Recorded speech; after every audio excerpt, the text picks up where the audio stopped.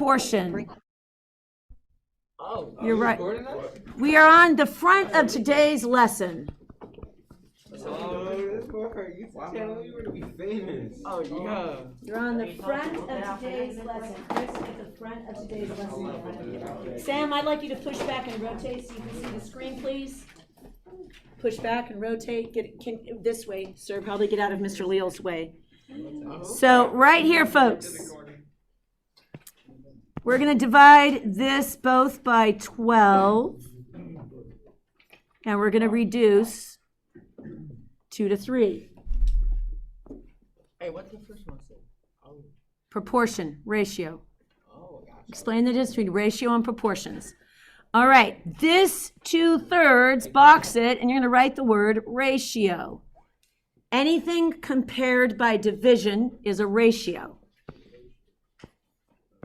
You need to recognize all 4 versions. They are all expressions of the exact same thing.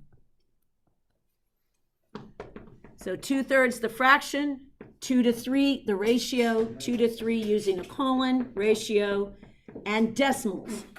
So what you need to know right now is all fractions and all decimals are automatically ratios.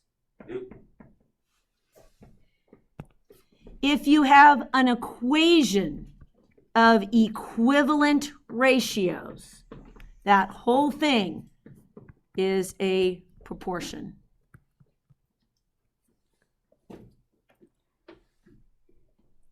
That's why about 90% of what you're doing in this lesson, in fact, this whole unit, is going to be one of these beasts. Put it in the margin. This is about 90% of what you're doing for the next 3 lessons is cross-multiplying. Which means if you're fairly comfortable cross-multiplying and solving accurately, then this unit will be relatively easy for you.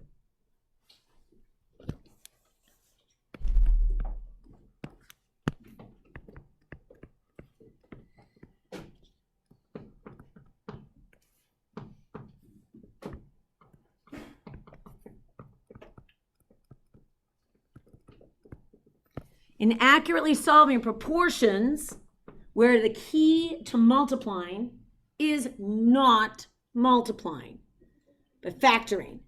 And this is a shortcut technique I want you to get in the habit of doing. It will help you solve for proportions without using calculators, which you are not allowed to touch a calculator, friends, until you get to page 11.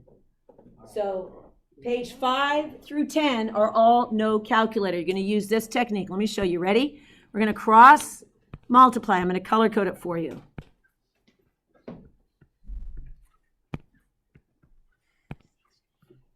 You're like, Miss Way, last time I checked, 6 times 9 was 54. Sure, but the key to multiplying is not to multiply, but to factor. So instead, I'll show you. Isn't that shocking? I know that sounds weird. Watch, I'm simply going to divide the 2 out. Why can't we just multiply? Be my guest. If you can do all of that without a calculator, have at it, but no calculators. Pages 5 through 10. Yes, sir. That's what we're doing. No, Chris, you're asking if I could do this. Watch, 2 and 3. I'm so glad you asked that, Chris, because what I just did in yellow, you cannot do. So Chris is pointing out what we can't do, and the reason why is because I'm canceling across an equal sign, and you cannot cancel across an equal sign. That is canceling. You cannot cancel across an equal sign. That is not simplifying. You cannot cancel across the sign. This, Chris, would be simplifying. Watch. This, if it's on the same side. Come here, Chris. I'm answering your question. That's excellent. Watch. If I was on the same side of the equal sign, the same side, I could totally rearrange the furniture as much as I wanted. That I can do on the same side of the equal sign. But once you have an equal sign between, you cannot. Tyler, can you go see where both Kai's here. I'm sorry, you are here. I apologize. Can you, Austin, he went to go get a mask and he's just not back yet. That's been 5 minutes. Okay, sorry, sir. I thought you were outside getting him a mask. So back to here, cross multiplying. The 2 goes in here 3 times. 3 times 9, we have 27 equals n. You're done. Let's do the next one. I'll go look for Austin. No, if he's not back in 5 minutes, I'll send him out. I'm going to color code this. You're like, Miss Way, I could do this in my head. That's fine. Except the last one, most of you would be grabbing calculators for 2-digit addition and subtraction, so I'm trying to avoid that. We divide by 2. Man, how did I get that wrong? Okay, so those two, a lot of you can do in your head. This is the one where a lot of you, if I just let you have at it, you would be using a calculator right now, which is exactly what I'm trying to avoid. Okay, ready? So the key to multiplying is not to multiply the 11, the 14. Instead, it's to factor out the 2. 2 goes into the 14 7 times. So you get 77 equals A. Wait, something's wrong with that. I guessed it. Fabulous. I didn't guess it. There's something wrong with them. Did it in my No, head. it's great. He knows how to do everything. Yeehaw on the mental math. Yes. Yes, ma'am. When you divide the 2 out, do you only You only get to use it once. Okay. So once it's used, you can't use it twice. So you would only do 11 and 14. You can't do Exactly. Beautiful job. Thank you for clarifying that, Maddie. So now we're going to briefly talk about when working with units, you're going to need your orange in front of you. And this one time, I will let you have a calculator out. Get it out. Oh, Miss Way. I want to get it out. You may get out a calculator. Calculator, not cell phones, friends. What do I You're in math class, you should all have a calculator. If you don't, at least one person in your group should have a physical possessive calculator. If you guys don't have a calculator, friends, guess what you're asking for Christmas? You need one, and it's required. So,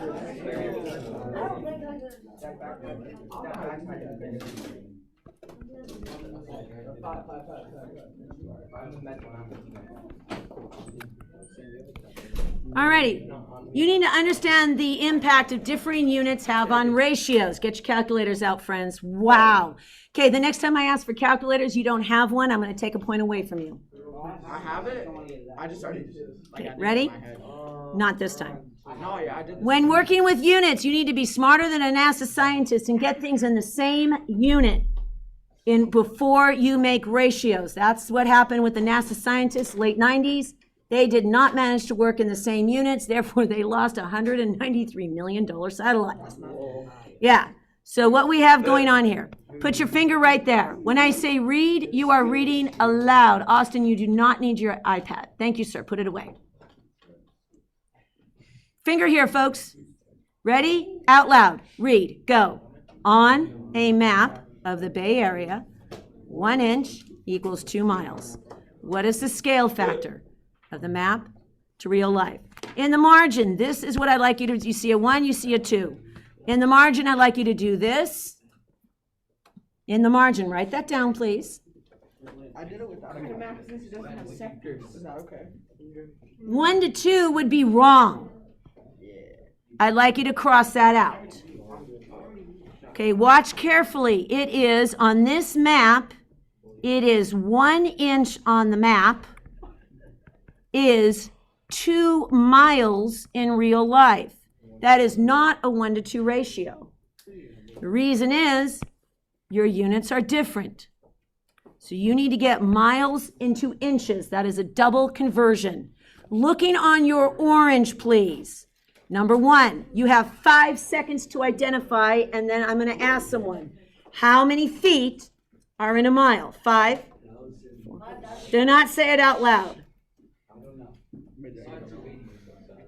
Evan, how many feet in a mile? 5,280. Got 5,280 feet, and then per feet is 12 inches. And then there's one more conversion. We have 2 of them. Yet we have every mile is 5,280 feet. Each foot is 12 miles, and we have 2 of them.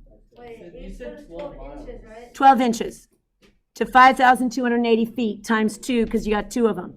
Get me that number right now on a calculator. You have 10 seconds. Wait, so it's Miss Way, I did it without a calculator. it's 12, so 10,000. 12 to 5,280, and then times 2 because we have 2 of them. Yeah, Excellent. Quentin, what'd you get? 126,720. Yep.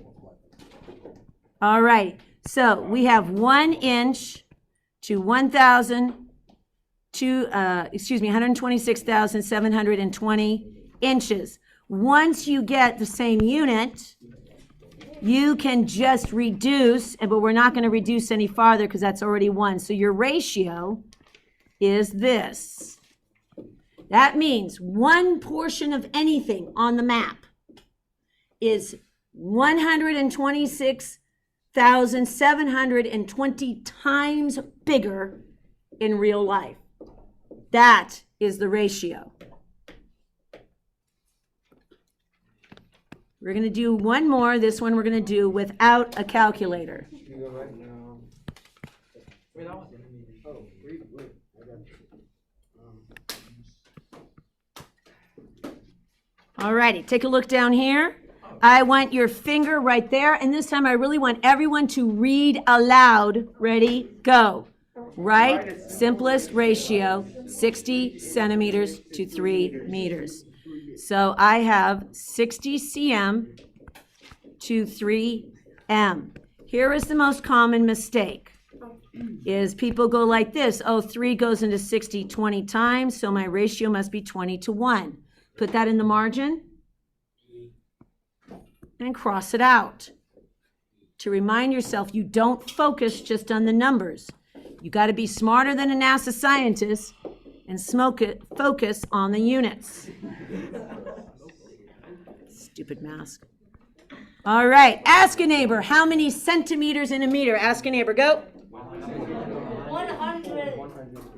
Olivia, how many centimeters in a meter, dear? 100. So this is going to become 300. This is my unit. Got it? Now that we're in the same unit, you can ignore. We are going to cancel a 0. And then we have 6 and 30, which is a 1 to 5. That is the ratio.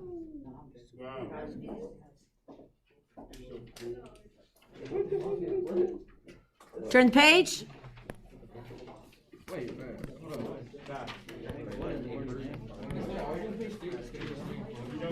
on.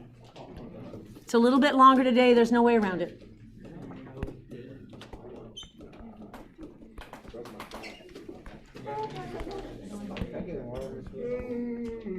When I'm done, which will be about 7 minutes from now. Now, why did we take the time to talk about units and ratios? Because now we're going to the concept of similarity.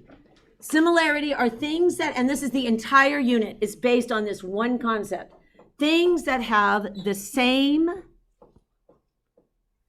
shape, but a different size. And the symbol we use for this looks like a Spanish tilde. If you walk into Starbucks, you ask for a drink, they always ask what size. If you're a Starbucks fan, you're using the term tall, grande venti. If you're us like relatively normal folks, you're like, Pete, small, medium, large, please. But all the cups are the same shape, just different sizes. We would say these cups are similar. Same shape, different size. That's the slang. Put a star by this. Here's the fancy geometric term.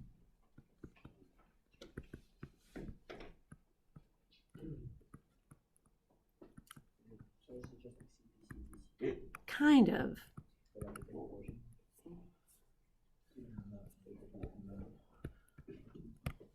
Similar shapes have congruent angles and ratios which are equal. That's where we got the acronym SQUARE from the preview notes. So first, we're going to test for similarity, and then we're going to use similarity, and we'll be done. to test for similarity, we have to look at two things. We have to look for congruent angles, and we have to look for ratios which are equal. Put that in the margin. To test for similarity, we need congruent angles and ratios equal. So take a look here. I'm just going to highlight. See these guys? Are those congruent? Yes or no? Yeah. Okay, look here. No. Are these congruent? Yes or no? Yeah, they match. So, number one, check. We have congruent angles. Now, we're going to match. Thank you, Chris. Really appreciate that. Now we're going to match the sides up. Ready? This goes with 15. 18 is the longest side. Let me switch my colors up. Therefore, it goes with 30. 12 is right across from it. Therefore, it goes with 20. And we're going to check the ratios. Circle 9 and 15. We're going to reduce. 3 goes into 9 3 times. 3 goes into 15 5 times. Circle 12 and 20. There's your match. 4 goes in there 3 times. 4 goes in there 5 times. Circle 18 and 30. 6 goes in there 3 times. 6 goes in there 5 times. We have equal ratios, so we can say these guys are similar. Wait, so when you factor from the highest common denominator? Exactly. That's exactly what I did. Yes, greatest common What denominator. if it's not the highest one? Well, then you just have to keep reducing until you get to the lowest ratio. Okay. Coming down here, let's match our sides up. Let's just match our sides up. The 12 is going to go with this. The 20 is this. And 28 goes this way. Let's check for angles. Angles are the same there. Angles are the same there. So our CA is good. Yes, we have congruent angles. Now we're going to check for equal ratios. Working left to right. This 12 and 20. In 5 seconds, you're going to shout the ratio from left to right. 5 seconds. 5. 20 to 24. Left to right. Ready? What is it? 5 to 6. Okay, let's check these ones. We're going to do 28 and 35. Reduce. In 5 seconds, you're going to shout the ratio. No, not yet. Out loud. What is it? Okay, yep, this one, 7 goes in here 4, 7 goes in 5. Do the ratios match? No. Then these guys are not similar. That's how you test for similarity. Good news is, if I ask you to test for similarity, which I would on a quiz, but in today's lesson, all the shapes are similar. So I'm going to show you what to do with those. Ben, your question, sir. Name on the list. Because once things are similar, you get to do amazing, easy stuff. When things are similar, you get these 2 pieces of information. Almost done here. I know this is longer than usual. Thank you for your patience. Congruent angles, ratios equal. Things are similar. You're going to work with congruent angles, ratios equal. The first thing you want to establish when things are similar, and I tell you all the shapes below are similar, so just put the little similarity sign. I will happily do that. Just put the little similarity sign. So you have to find the scale factor.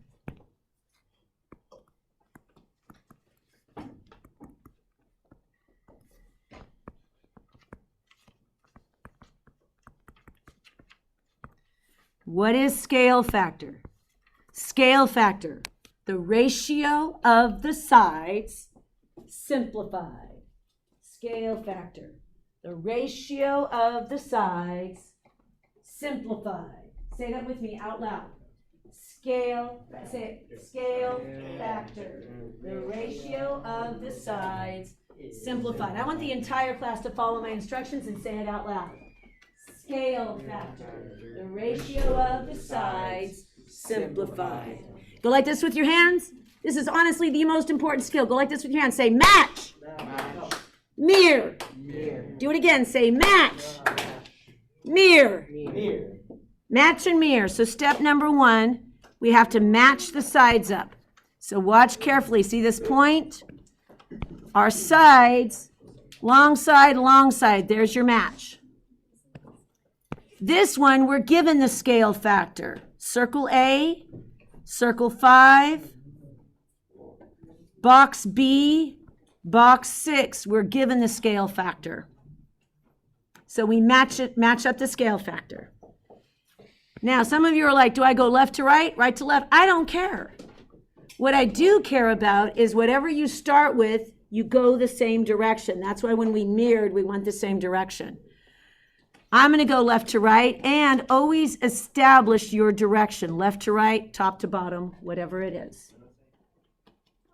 So I'm going to go 6 over 5, left to right, 30 over 4x plus 1. Now you can see why we are doing cross multiplying. I'm going to freeze this. You, all by your lonesome, you have 1 minute to solve. Go.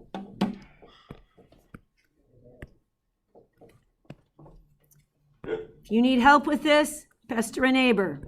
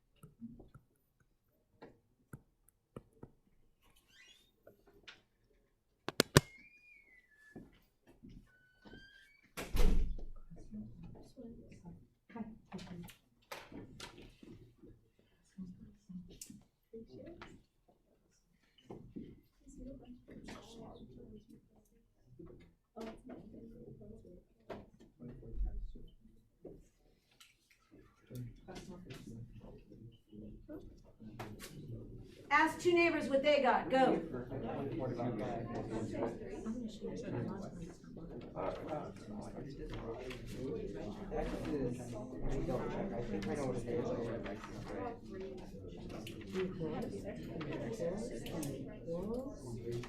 Six parentheses.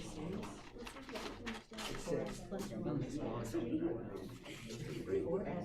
I like you to write harder, please. More pressure on the pencil. More pressure plus 1. Great. You're going to divide out the 6 both sides. Alrighty, guys, take a look up here, please. Divide out the 6. Here was the shortcut. The shortcut is you can divide out the 6 instead of multiplying. The key to multiplying is not multiplying, it's factoring.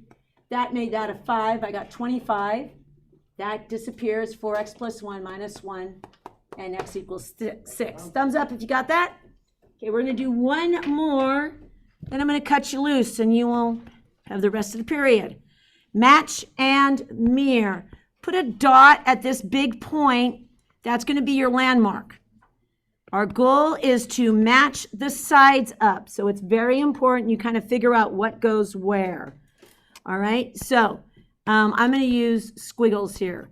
I'd like you to squiggle the shortest side here. Squiggle, that's the shortest side. I always look for the shortest and the longest.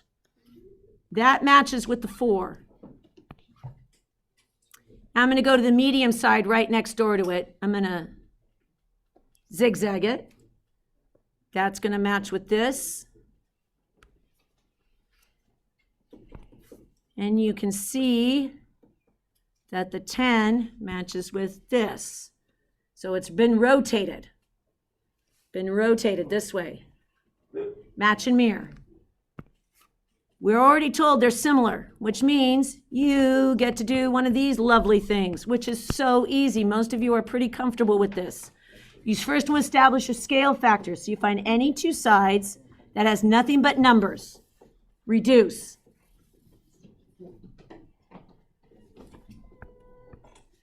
That's a 2-to-1 ratio. I'm working left to right. That's fine too. That means you're working right to left, Sean. Okay, so Sean, we'll go your way just for giggles. Okay, so watch up here, Sean.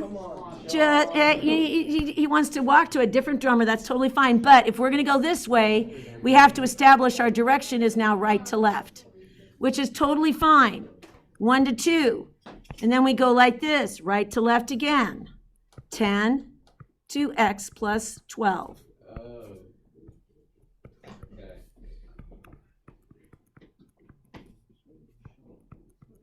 Okay, this time I am going to multiply because there's nothing to factor out on the left. Ta-da. What's super nice about this stuff, folks, is you can plug it in and see that it works. If that's 20, that's 10. That is a 2-to-1 ratio. All righty, friends, let's go. When you hit page 11, if you want to figure out how you are saving my dad's life, call me over. Name on the list. And for any of you Lord of the Ring nerds, just in case, and I use that term with endearing respect because I am a Lord of the Rings Hobbit nerd, okay? Page 10, you need to have some respect for page 10. Page 10 is the actual physical distance journey of Bilbo from Hobbiton to the Dragon's Lair, the Lonely Mountains. And yes, I spent 25 minutes actually looking up in the appendix of Tolkien how to do this problem. So kudos for me. And the Shire, yes. Yes, Justin. I'll be right there. Give me a second.